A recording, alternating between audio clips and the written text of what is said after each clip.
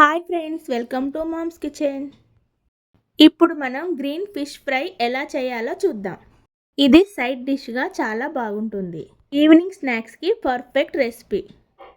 ఇప్పుడు వీటి కోసం ఒక 8 చేప ముక్కలు తీసి పక్కన పెట్టుకున్నాను. వాటిని ఉప్పు నిమ్మకాయ పిండుకొని కడిగి పక్కన పెట్టుకోవాలి.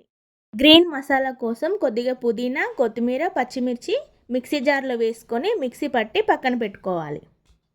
ఇప్పుడు మనం మిక్సీ పట్టుకున్న పేస్ట్ని చేప ముక్కల్లో వేసుకొని కొద్దిగా అల్లం, కొద్దిగా ఉప్పు, కొద్దిగా నిమ్మకాయ, 2 టేబుల్ స్పూన్ల కార్న్ఫ్లోర్ వేసుకొని చేప ముక్కలకి బాగా పట్టేలా కలుపుకోవాలి.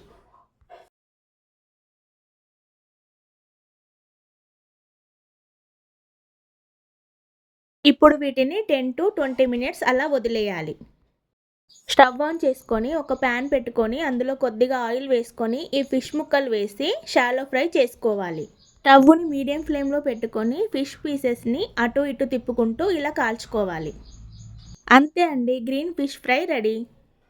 ఈ రెసిపీ మీకు నచ్చితే ఒక లైక్ చేయండి. మా ఛానల్ ఇంకా సబ్స్క్రైబ్ చేసుకోకపోతే వెంటనే సబ్స్క్రైబ్ చేసుకోండి.